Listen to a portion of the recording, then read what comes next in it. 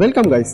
நம்ம இன்னைக்கு ரொம்ப இன்ட்ரெஸ்டிங்கான ஒரு வீடியோ பார்க்க போறோம். இந்த உலகத்துல நிறைய வித்தியாசமான மீன் பிடிக்கும் முறைகள்லாம் இருக்கு. அப்படி உலகத்துல எந்த மாதிரியான மீன்கள்லாம் பிடிக்கிறாங்க அதை பத்தி தான் நம்ம இன்னைக்கு இந்த வீடியோல பார்க்க போறோம். நம்ம சேனல் புதுசாக வந்து மறக்காம Tamil social fact channel subscribe பண்ணுங்க. அப்படி பக்கத்துக்கு பெல் ஐக்கான கிளிக் பண்ண அப்பதான் நாம போற வீடியோ உங்களுக்கு ஒன்று முடிச்சிருவோம். அங்க வீடியோக்குள்ள போகலாம். முதல்ல நம்ம பார்க்க போறது கோர்மோராண்ட் ஃபிஷிங் அப்படின்னு சொல்லப்படுற ஒரு மெத்தட்.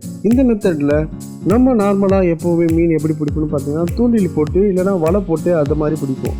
ஆனால் ஜப்பானில் இருக்க ஒரு பழங்குடியினர் எப்படி மீன் பிடிப்பாங்கன்னு பார்த்தீங்கன்னா கோர்மோராண்ட் அப்படின்னு சொல்லப்படுற ஒரு பறவையாக வளர்க்குறாங்க. அந்த பறவை தான் மீனை பிடிக்கும் அப்படின்னு சொல்லப்படுது. இந்த பறவைக்கு 2-3 வருஷம் கிட்ட ட்ரைனிங் தருவாங்களாம் மீன்களை எப்படி பிடிக்கணும் அப்படின்றதுக்காக. அதுக்கப்புறம் அந்த மீன்களை பிடிக்கிறதுக்காக அந்த பறவைகளை எடுத்துகிட்டு போய் ஏரியிலையோ இல்லை ஆற்றுலையோ விடுவாங்க. அதுக்கு முன்னாடி அதோட கயிறு வச்சு கட்டிடுவாங்க.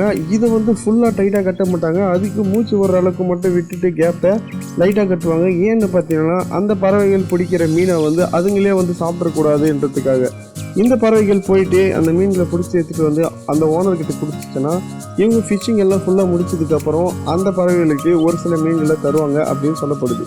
இந்த மெத்தடு வந்து ரொம்ப பழமையான மெத்தடாக இருந்தாலும் இப்போது புதுசாக டெக்னாலஜிஸ் நிறையா வந்து தொட்டு இந்த பழமையான மெத்தடு வந்து கொஞ்சம் கொஞ்சமாக மறைஞ்சிக்கிட்டே வருது அப்படின்னு சொல்லலாம். அடுத்து நம்ம பார்க்க போகிறது பாம் பிளாஸ்டிங் மெத்தடு. இந்த மெத்தடு தான் ரொம்ப மோசமான மெத்தடு அப்படின்னு கூட சொல்லலாம். ஏன்னா கடலில் இந்த மெத்தடு யூஸ் பண்ணுற தொட்டு கடல் நாசமாக ஆகிறது இல்லாமல் நிறைய உயிரினங்கள் தேவையில்லாமல் இறக்குது அப்படின்னு சொல்கிறாங்க.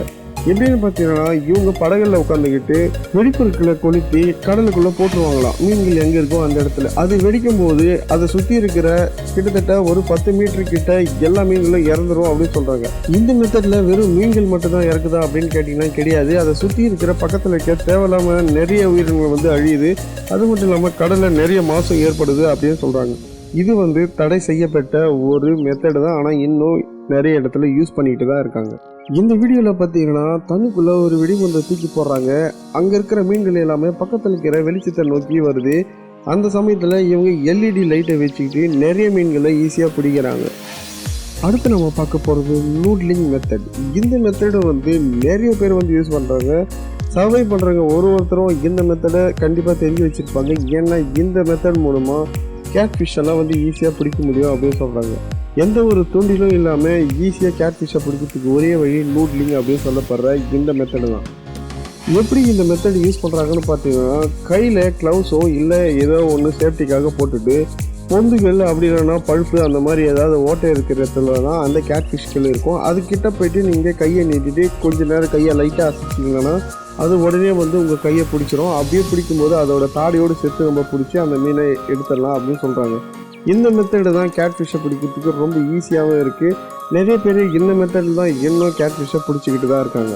அது மட்டும் இல்லாமல் டிஸ்கவரி சேனலில் மேன் வெர்சஸ் வைல்டில் வர பேர் கிரில்ஸ் கூட இந்த மெத்தடை யூஸ் பண்ணி தான் ஒரு சில நேரத்தில் மீன்களை பிடிச்சிருப்பாரு. அந்த வீடியோ நிறைய கூட ஆன்லைனில் இருக்குது. இந்த மெத்தடை நல்லா தெரிஞ்சால் மட்டும்தான் பிடிக்க முடியும். தெரியாமல் நீங்கள் கண்ட இடத்துல ஓட்டை இருக்குதுன்ட்டு கையை விட்டு ஆட்டுறாதீங்க.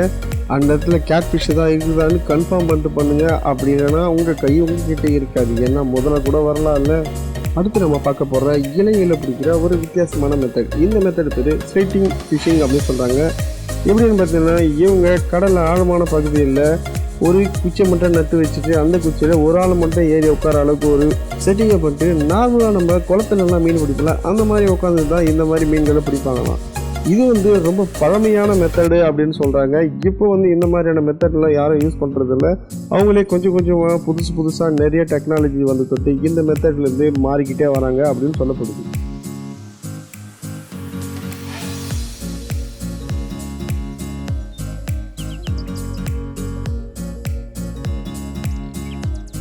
அடுத்து நம்ம பார்க்க போகிறது மீன்கள் எல்லாருக்குமே பிடிக்கும் அப்படின்னு சொல்லலாம். யாருமே சாப்பிட மாட்டேன்னு சொல்ல மாட்டாங்க.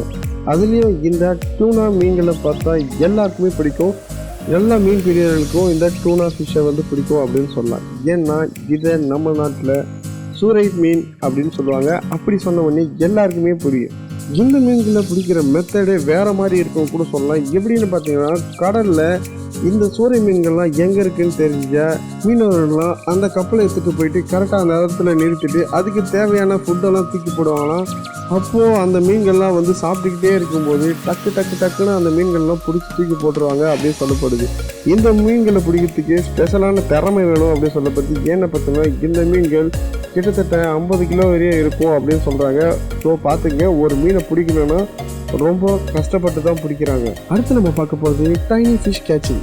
இந்த மெத்தடு வந்து எல்லா நாட்டிலையுமே யூஸ் பண்ணுறாங்க அப்படின்னு சொல்லலாம். ஏன்னு பார்த்தீங்கன்னா இந்த மெத்தட் வந்து ரொம்ப ஈஸியான மெத்தட் அப்படின்னு கூட சொல்கிறாங்க. போட்டில் கொஞ்சம் மாமிசத்தை எடுத்துகிட்டு அது மேலே மசாலாலாம் போட்டு அதை எடுத்துகிட்டு போய் கரெக்டாக ஒரு இடத்துல நிறுத்திட்டு அங்கே தேவையான மீன்களுக்கு ஃபுட்டெல்லாம் போடுவாங்க. அப்போ அந்த குட்டி குட்டி மீன்கள்லாம் வந்து நிறைய வந்து சாப்பிடும்போது அப்போ அது சாப்பிட்டுட்டே இருக்கும்போது அதை யூஸ் பண்ணி தூண்டில் போட்டு டக்குன்னு மீன்களை பிடிச்சிருவாங்க அப்படின்னு சொல்லப்படுது. இந்த மெத்தடு இந்தியாவில் அதிகமாக யூஸ் பண்ணுறாங்க அப்படின்னு சொல்லப்படுது. அடுத்து நம்ம பார்க்க போகிறது ரேசர் ஃபிஷிங் ஹண்டிங்.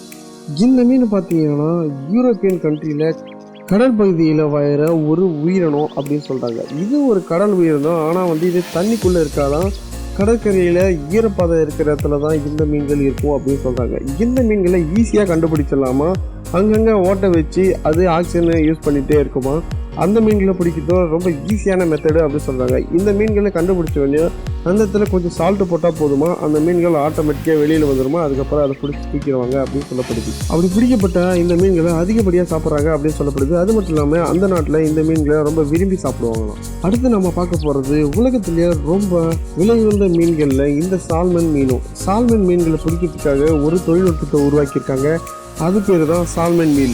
இந்த மீனை வச்சு தான் ஒரு ஆத்தங்கரையில் நிறைய மீன்கள் பிடிக்கிறாங்க அப்படின்னு சொல்லப்படுது. இந்த டெக்னாலஜி எப்படி யூஸ் பண்ணுறாங்கன்னு பார்த்தீங்கன்னா, ஒரு ஆத்தங்கரையில் மீன்களை பிடிக்கிற மாதிரி ஒரு வீலை செட் பண்ணிவிட்டு அது சுற்றிக்கிட்டே இருக்கும். கரெக்டாக அந்த மீன்கள்லாம் அந்த வலைக்குள்ளே வந்தவொடனே இது சுற்றிக்கிட்டே இருக்கும்போது ஒரு மாதிரி சர்க்கிளாக வச்சுருப்பாங்க. அந்த வழியாக வந்து எந்த இடத்துல அதை சேவ் பண்ணுமோ அந்த இடத்துல போய் விழுந்துடும் அப்படின்னு சொல்கிறாங்க. அது மட்டும் இல்லாமல் இந்த சால்மன் மீன்கள் வந்து ஆறுகளில் தான் அதிகப்படியாக இருக்கிற தொட்டு ஆறுகள் ஓடிக்கிட்டு இருக்க அந்த இடத்துல தான் இந்த தொழில்நுட்பத்தை யூஸ் பண்ணுவாங்க அப்படின்னு சொல்லப்படுது. ஓகே பஸ், இந்த வீடியோ உங்களுக்கு பிடிச்சா மறக்காமல் லைக் பண்ணுங்கள், உங்கள் ஃப்ரெண்டுக்கு ஷேர் பண்ணுங்கள். அடுத்த ஒரு இன்ட்ரெஸ்டிங்கான வீடியோவோட உங்களை வந்து பார்க்குறேன். இது உங்கள் தமிழ் சோஷியல் ஃபேக்ட்ஸ். பாய்.